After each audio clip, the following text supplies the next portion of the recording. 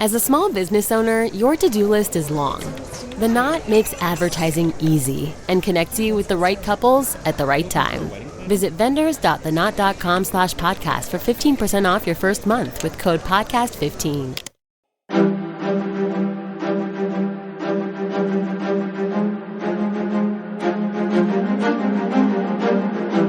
Hello, and thank you for listening to the History of World War II podcast, episode 168, Operation Crusader, Part 3, Battle is Joined.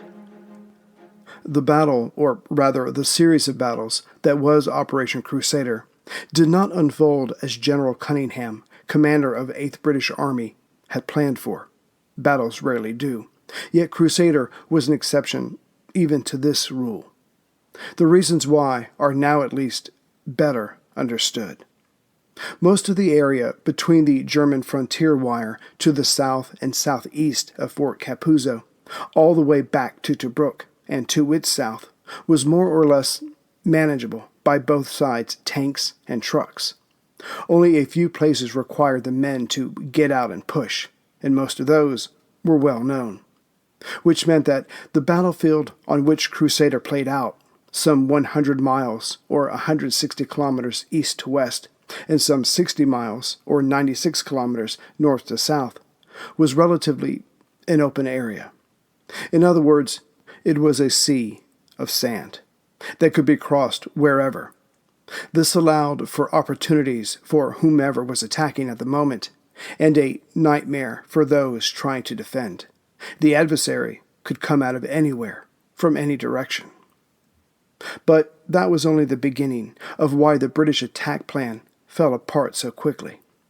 In November, the days could still be energy-sappingly hot, and the nights freezing cold.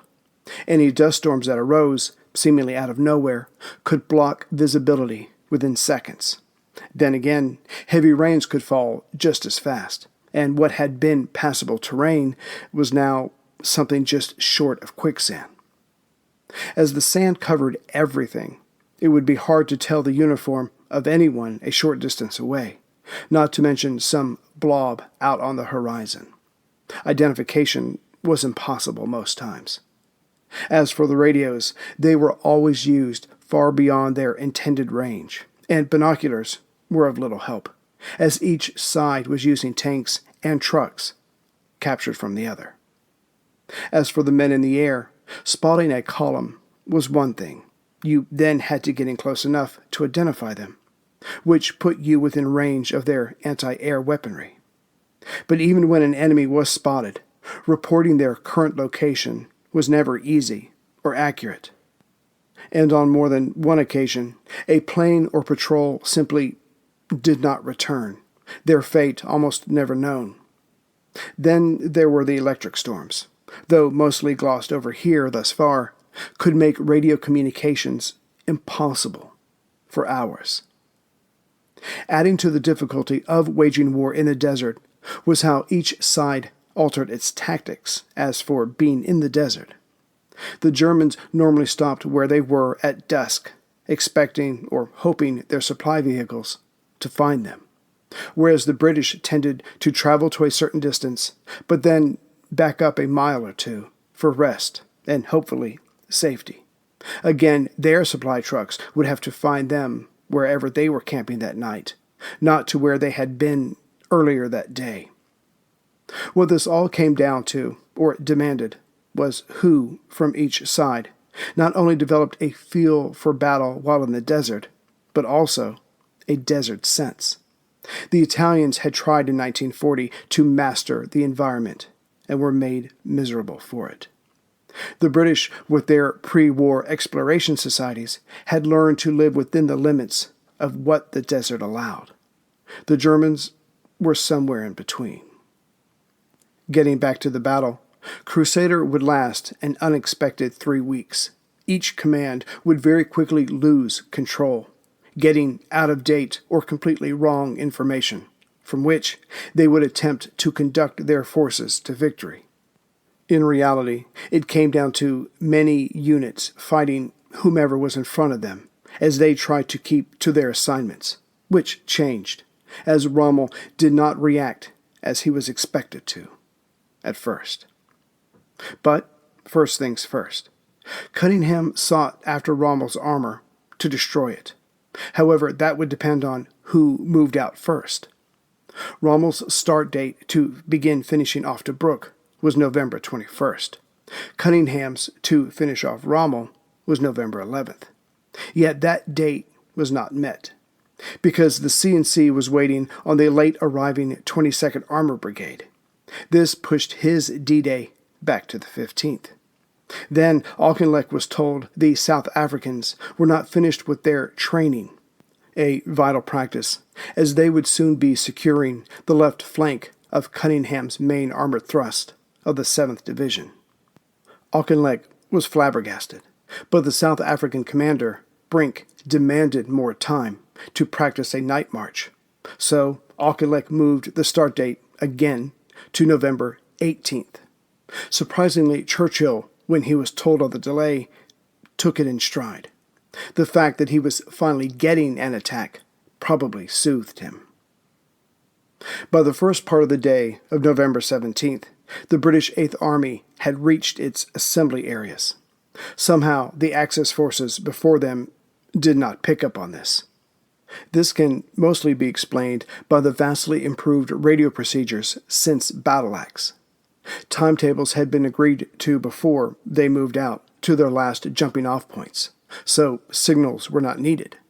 Still, fake radio signals were sent out, indicating where the Commonwealth forces had been days before. And yet the German intercept teams did notice a variation in the signals they overheard. But when they passed on their findings to Panzer Group headquarters, and they passed it on to Rommel, he brushed them aside.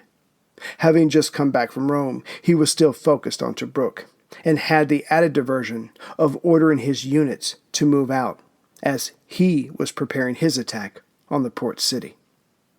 To the Axis credit, the British did not pick up on their movements either. By the time the Germans were in place, focusing on their rear, the only units that remained in front of Norrie's 30 Corps, the main strike force, out of Rommel's 2 panzer divisions, were his 3rd and 33rd reconnaissance units. Crusader's main target, the panzers, were ordered away, for Rommel's reasons that had nothing to do with an expected British attack. Further blinding both sides to the other were several days of low clouds before Cunningham's tanks moved out. In truth, both sides were hit by storms the night of November 17th, but the Germans' main airfield at Sidi Rezegh near Tobruk was more affected than the RAF's. Their location, further east, helped them to miss the brunt of the rain clouds. The morning of November 18th finally came. Norrie's 30th Armor Corps moved out. Crossing the frontier wire near Fort Madalena, about 35 miles or 56 kilometers south of Sidi Omar, the British medium tanks, along with their American Honey light tanks, swung out in an arc. The 3 brigades maintained their arrow formation, its tip pointed at Gabra Salih, and yet when the lead tanks reached their objective that evening, the Germans were nowhere to be seen. Cunningham, who was with Norrie, was surprised. But not Norrie. He had predicted this. They were tanks. They were meant to be on the move. The 2 German reconnaissance units had seen the lead British tanks coming their way, realized they were not theirs, and so retreated, while reporting the British advance, counting some 200 tanks.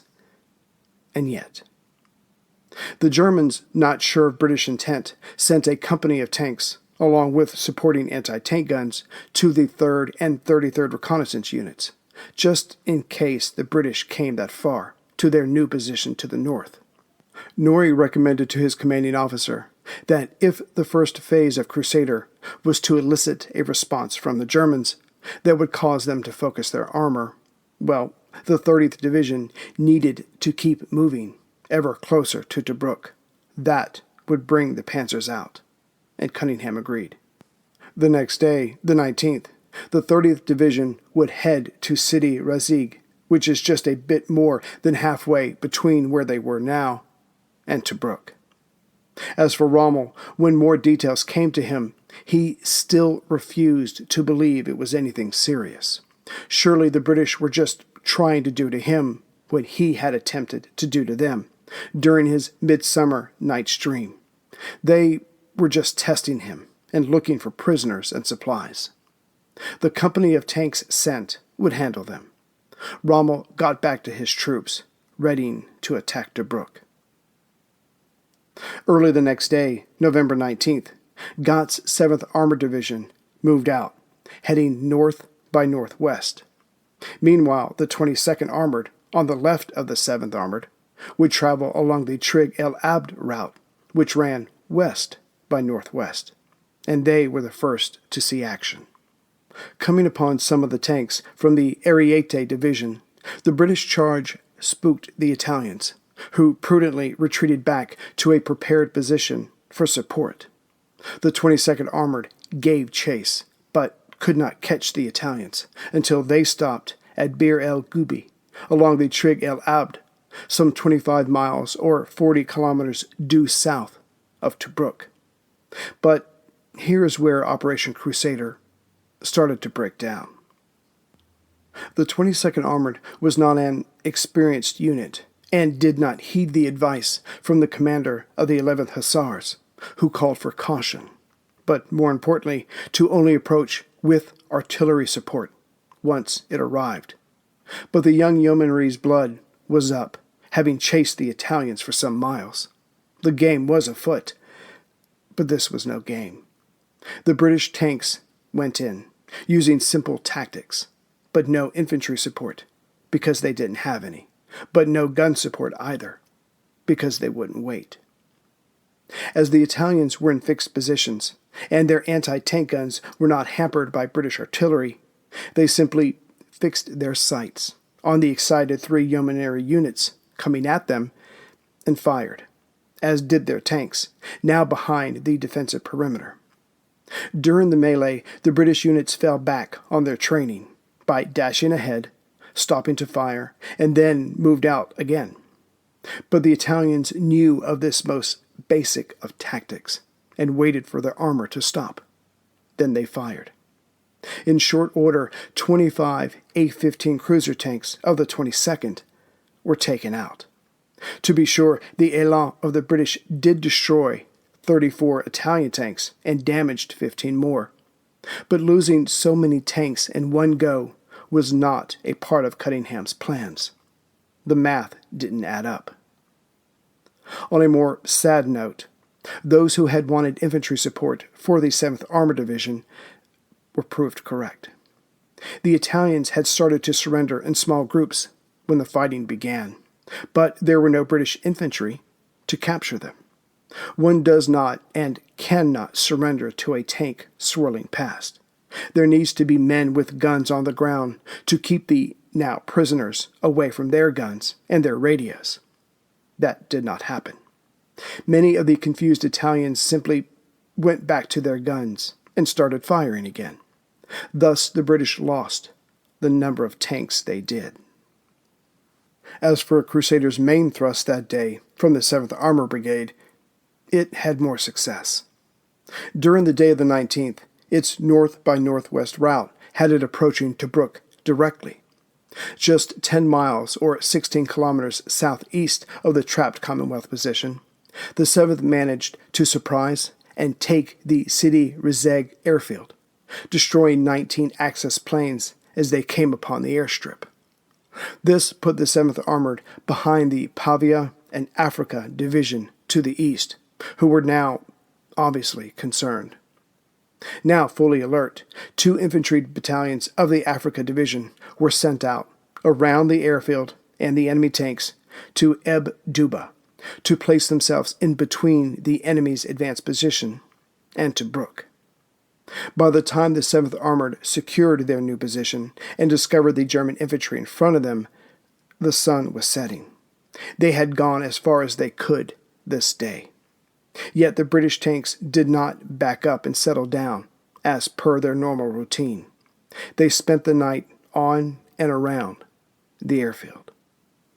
Yet the day's main action was that of Gatehouse's 4th Armored Brigade's group, who had the job of protecting the 7th's right flank and keeping a connection between the Crusaders' tank attack on the airfield and the infantry division facing the Italian front line near the frontier.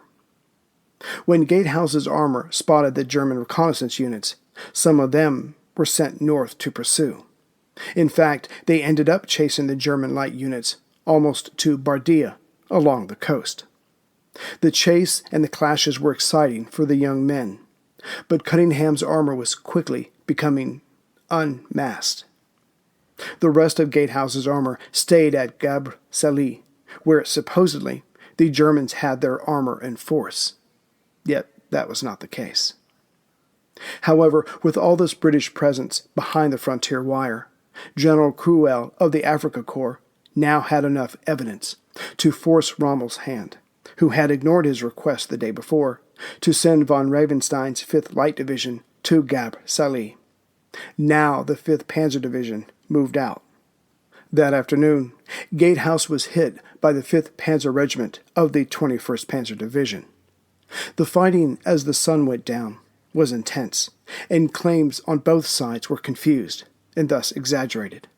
But by the end of the day, the Germans held the area. Gatehouse moved back a few miles. Ironically, this was where the main battle was to have taken place, to wipe out the German armor. But now, with the 22nd Armored Brigade having moved further west, and the 7th Armored now further to the northwest, the British did not have enough massed armor to destroy the 5th Panzer Regiment, nor hold Gabr Salih. What's more, Gatehouse had lost 23 American Honey light tanks that day. Again, the math wasn't adding up for Crusader. That night of the 19th, Cunningham met with Norrie, who told him to hold the Sidi Rezegh airfield with Gott's 7th Armored. Gatehouse was sent word to hold at Gabr Salih. Because of the confusion and intermittent radio contact, Norrie nor Cunningham realized Gatehouse wasn't at Gabr Salih. Cunningham then flew back to 8th Army headquarters at Fort Maddalena. There he went over the reports from the RAF. It was reported, correctly so, of intense German movement westward towards Tobruk. To Cunningham, though the day had not gone according to plan, it looked like a general withdrawal by the enemy. Perhaps the taking of the airfield had spooked Rommel, and the 5th Panzer Regiment's attack was nothing more than an attempt at protecting Rommel's assumed withdrawal. It was, in fact, Rommel still hoping to overrun Tobruk, thinking British movements were nothing more than a reinforced reconnaissance. His reports that night were just as spotty as Cunningham's, as was his interpretation. Back at 8th Army headquarters, confidence, though shaken that day of the 19th, had been restored. The Germans seemed to be pulling out. To be sure, their armor was still intact. But if they left Cyrenaica, then a showdown during their retreat was still possible. Cunningham wondered out loud if now wasn't the time for the men of Tobruk to attempt a breakout. They could be covered by Gott's 7th, just 10 miles away, the armor then regrouped, and then sent after the fleeing panzers.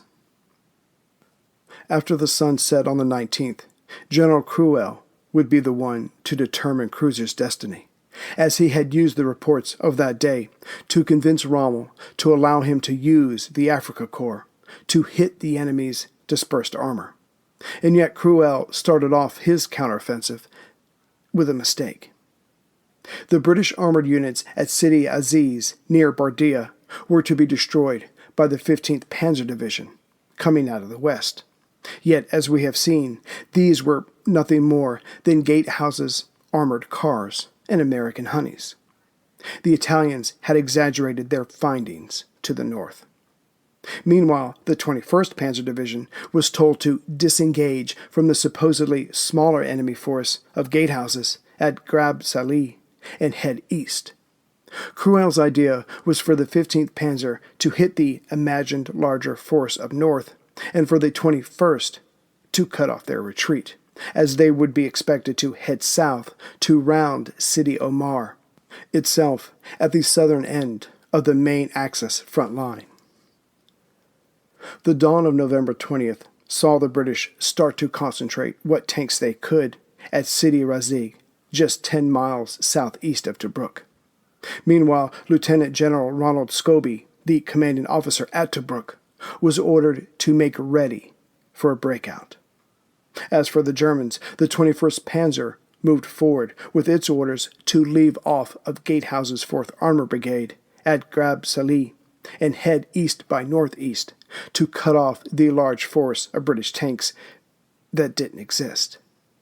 Yet now Cruel's two thrusts came up empty-handed. The 21st Panzer, rushing to the northeast, realized it did not have enough fuel to reach the area south of Sidi Aziz, and was forced to seek out the closest fueling point back at Gabr Salih. That's one. Next, the 15th Panzer, moving east, found no large armored force at Sidi Aziz. This was reported to Cruel, who was getting nervous, as Rommel had barely given approval for the attacks. Yet Cruel dutifully reported the updated situation to Rommel, then told him he would now send the 15th south to Gabr Salih and take out the seemingly isolated enemy armor unit there. This would give the 21st Panzer time to refuel, then join in the fight, if needed. Cruel had guessed correctly that if the British had a force at Gab Salih, then their larger force had to be closer to Tobruk. This not only put them out of reach of Cruel, but made them Rommel's problem. And if he refused to believe that they were there, that was his problem as well. Cruel had found an enemy unit refusing to leave an area, and he would use that anchor to hit them with what he was given. And Rommel's unrommelness continued. When Cruel told his superior of his intentions, Rommel advised caution. Clearly the reports coming in were at best only seeing a part of the picture, but Cruel had seen enough, and Rommel let him have his way. To make this unusual day, the 20th, more so, the German radio signals that day were clear. The British picked them up, translated them, and sent them to Cunningham, Gatehouse, and Gort. Clearly, Gabr Salih and Gatehouse were the target of the day. So Cunningham ordered Gort, just outside of Tobruk, to release some of the units coming to him to help Gatehouse. Gort had the 22nd Armor Brigade, which was to the west and north of Gatehouse, to turn and head for his position, not to Tobruk. As Cunningham had written in his marching orders, Tobruk's relief was to be incidental. The real target was Rommel's panzers. And indeed, Cunningham was going to get his tank battle at Gabr Salih. Of course, the way it was shaping up, it would pit two British armor brigades with little or no artillery or infantry support against two German armored divisions with full artillery and infantry support. The theory of Elan was about to be tested. Such were the distances that Cruel's 15th Panzer Division engaged Gatehouse before the 22nd Guards could reach him. The fighting was fierce, and soon dust covered the battlefield. The RAF was called in, but by the time they arrived, the dust would not allow them to determine who was who. The planes left, frustrated, without dropping any bombs. The Panzer's support groups made the difference. By the time darkness came, the 22nd Guards were still en route, and Gatehouse had lost 26 more honeys. The Panzers had kept his attention, while the German gunners, unconcerned with enemy artillery fire, zeroed in. Per standard procedures, Gatehouse left the battlefield to the south for a few miles to rest in relative peace. During the fighting, the 21st Panzer Division had refueled and would spend that night moving towards the 15th, just in case the British came back the next day. Meanwhile, the men of the 15th Panzer, the victors, spent that night recovering their damaged tanks, their wounded comrades, and destroying what British vehicles they could not salvage. Closer to Tobruk, that same day of November 20th, the 7th Support Group made its way to Gott's position and the Axis airfield, and those guns and infantry were sorely needed. While Gott waited to see how things played out to his southeast, at Gabr Salih, the Germans had managed to put the Africa Infantry Division, with its artillery, on two ridges, one to the north of the airfield, on the Sidi Razig Ridge, and the other on the ridge Trip Point 175 to the south. The Africa Infantry Division spent the day shelling Gott's position, yet Gott was unduly worried. He would hold up here for the day, having already called Brink's 5th South African Brigade to him from the south. The next day, the 21st, he would use what infantry and guns he had to clear the ridge to the north, while the 5th South African cleared the ridge to the south.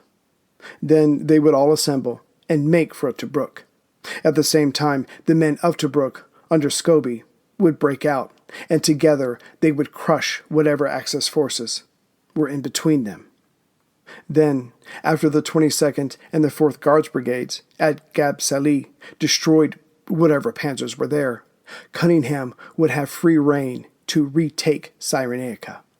Crusader, though faltering at first, would succeed.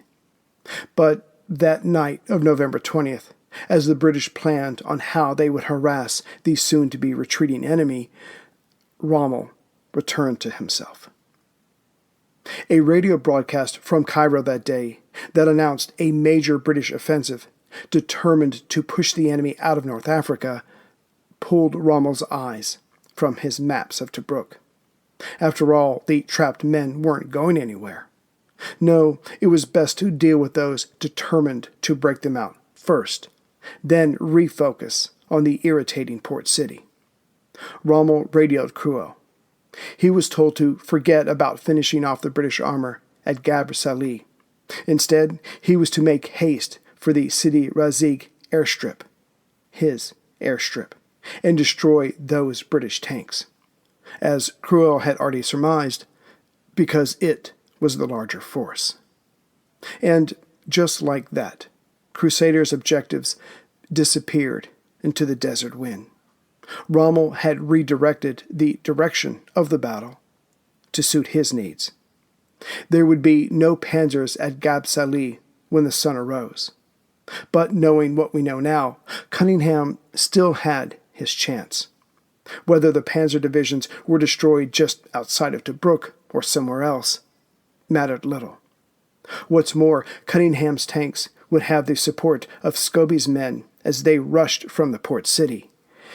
British elan was about to pit itself against German professionalism. Hello, and thank you for listening to The History of World War II podcast, episode 169, Stalin and the Great War. Last time, the Great War was about to engulf Europe, and the one Russian who most accurately foretold of the abyss to come was not Stalin or Lenin, not Trotsky or Viktor Chernov, the leader of the Socialist Revolutionary Party, Russia's largest party on the left. No, it was Pyotr Durnovo, the former policeman who had made the lives of many revolutionaries a living hell.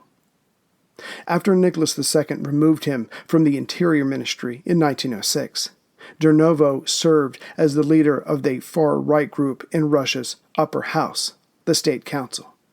In early 1914, he wrote to the Tsar and the Duma that their current policy of beating their chest alongside Britain and France would not hold the Kaiser to a peace.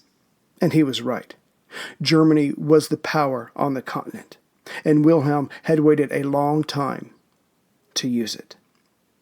What's more, somehow, Russia's informal entente with Britain had become an alliance, and that country was on a collision course with Germany. Russia did not need to have a stake in such a fight. There was no tension between Russia and Germany. The contest was between these two naval powers. Let them settle things. Durnovo went on in his warning to his superior, if war comes and Russia is involved, it will go very badly for St. Petersburg, and the government would be blamed. Social revolution would surely come, no matter how many people were jailed or shot. The people would have had enough. The gentry's land would be taken over by the people by their sheer numbers. Quote, Russia will be flung into hopeless anarchy, the issue of which cannot be foreseen. Unquote. In other words, an abyss. And it made sense that Durnovo was the one to make so accurate a prediction. He was not only thinking like a cop, treating the countries like people, but he was also in Russia. Lenin, except for 2 years, lived outside of Russia from 1900 to 1917. Trotsky had been sent away from 1907 to 1917. Viktor Chernov, the leader of the Socialist Revolutionary Party, was on the move in and out of Russia from 1899 to 1917.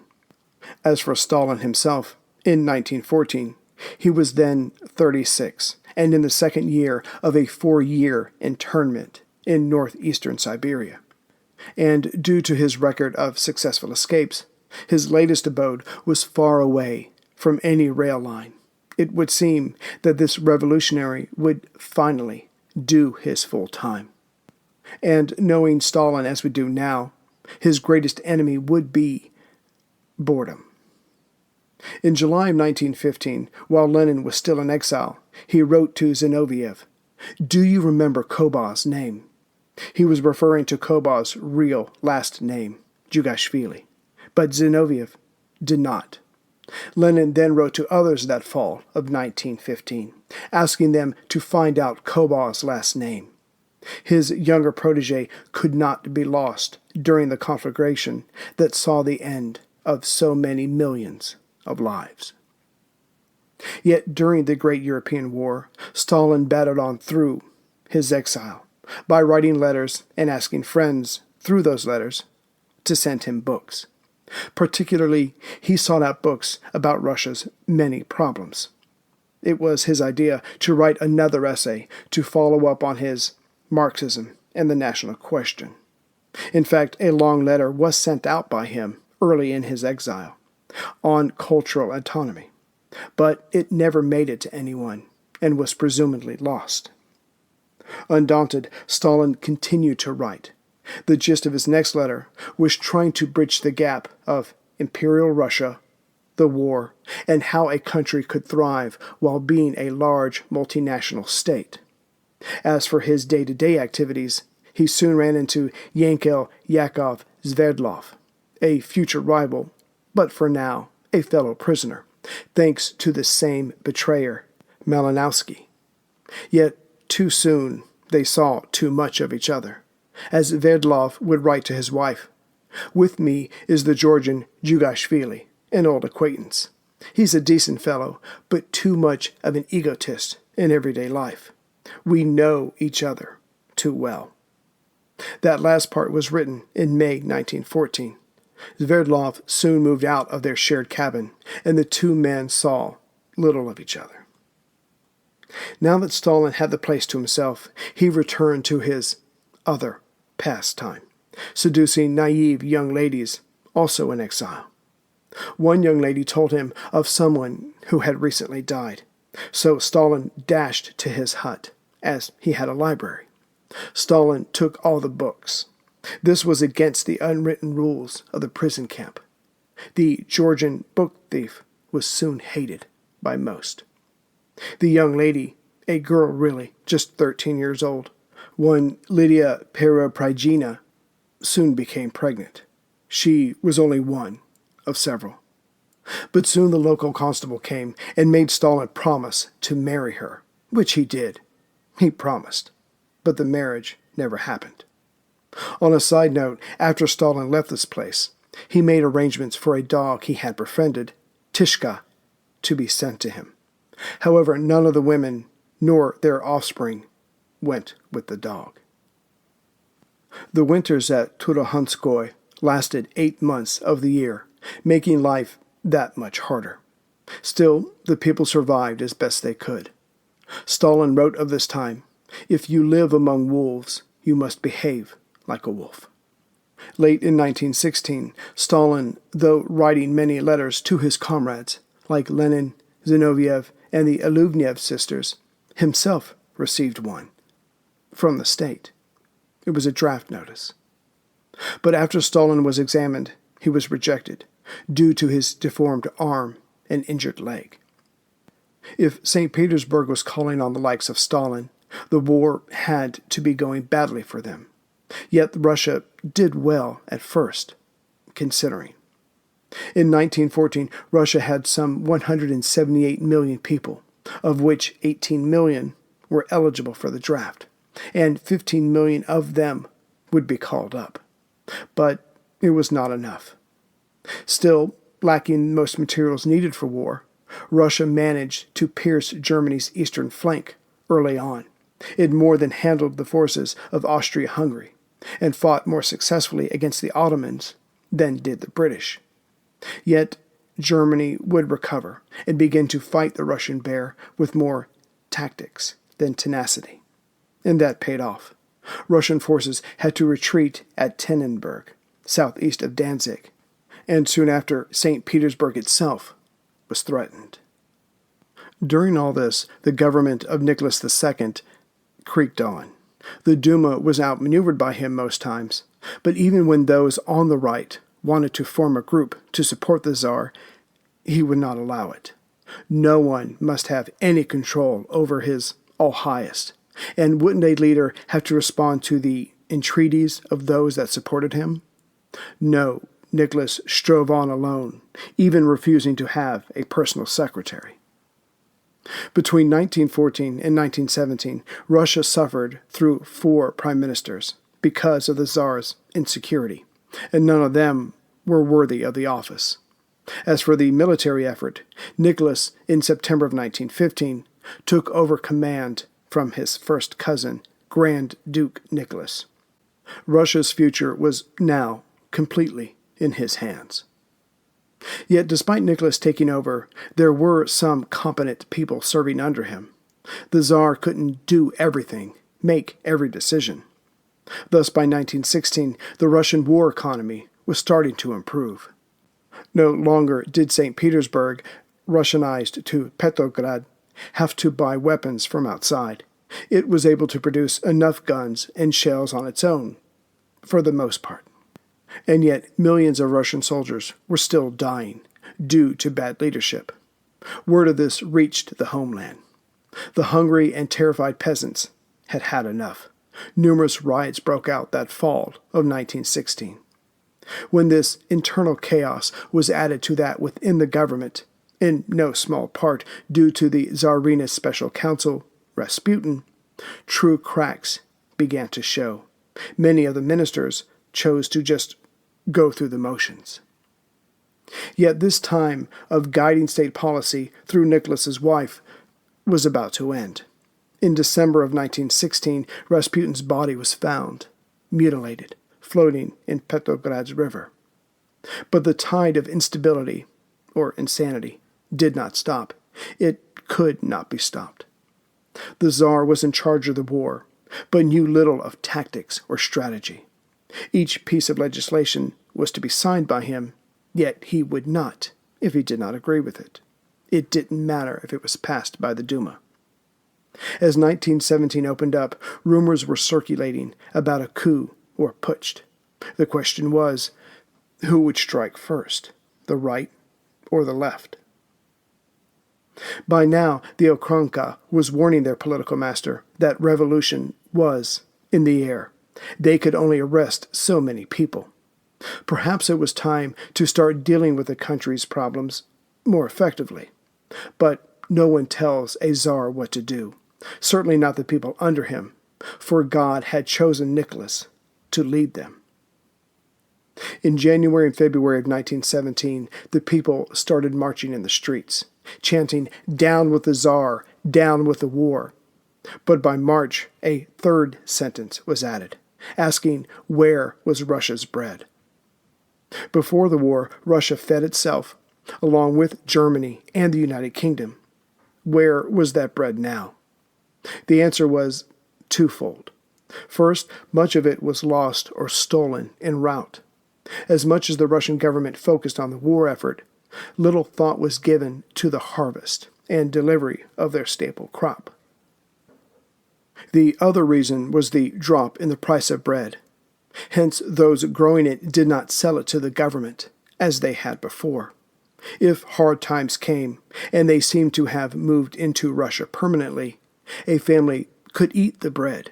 They could not consume the few kopecks their harvest now earned. When this was combined with the many people moving from the fields to the cities of Russia, starvation and revolution was suddenly a very real possibility. On February 19, 1917, the government announced there would be rationing.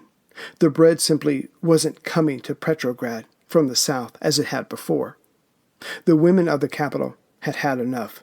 They took to the streets en masse 4 days later. But that alone could not bring about revolution. What was needed was for the elites to give up on the Tsar, and that's what they did soon after.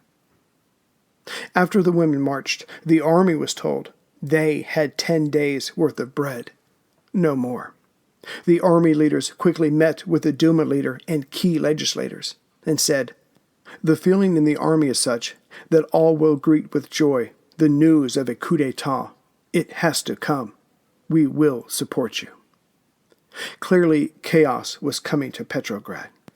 Nicholas, after removing himself and rereading Caesar's commentaries, gave the interior minister, Alexander Protopopov, the fifth in 13 months, practically dictatorial powers, and was told to clean up the mess. The mess was the collapse of the Romanov dynasty. On February 24th, the people of the capital marched again. This time, there were men in the crowd, as they had walked off their jobs. The next day, February 25th, Nicholas wrote to his remaining governmental workers and told them to clear the streets. That night, Major General Sergei Kabalov, head of the Petrograd Military District, met with Protopopov and Major General Alec Balk, the Petrograd City Commandant. They were not confident of any successful outcome, but were now trying to protect themselves. They would attack on the morrow. When the sun rose on February 26, the Auchinleck arrested some 100 known revolutionaries. The imperial troops went out to the street and fired into the first crowd they saw. 50 people were killed, another 100 wounded, but it took the air out of the rebels. That night, the soldiers who had done the killing, the Volhynian Guards battalion, examined their actions. The other battalion, the Pavlovsky, told them that what they had done was wrong. The next day, February 27th, when the people were back in the streets, the Volhynian, to a man, joined the people. But that was just the beginning. Then the former soldiers went to other units to encourage them to join the cause. From there, chaos ensued. The Auchinleck headquarters was burned down, and criminals were freed. Leftists started forming committees or councils. Those trying to remain loyal to the Tsar sought to form a committee themselves to bring the people around, but then offered their resignation to the Tsar, who refused. He would come to the capital himself and set his ship of state to rights. But he only made it to the outskirts. There he was told of the true situation, and bit by bit allowed a government answerable to the Duma and not himself to be formed.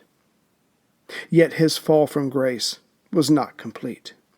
One by one, word came from the front commanders that they supported the abdication of the Tsar. The desertions from the army continued, as did the protests in the streets, which spread from Petrograd to Moscow and other important cities. As for faraway Georgia, Stalin's home, word of the chaos reached it by telegraph. The message read, All is in the hands of the people. This led a local group to assume power, and they started arresting Tsarist officials. As for the man himself, out in Siberia, he and those around him were suddenly free. For who would keep the prisoners imprisoned, and why? They were probably not going to be paid any longer. Stalin had been a hunted man for 17 years, but now the body that sought to incarcerate him no longer existed. He was a free man. His first move was to make his way to a rail line and head for Petrograd. When he arrived there on March 12, 1917, he only had the clothes on his back and a typewriter.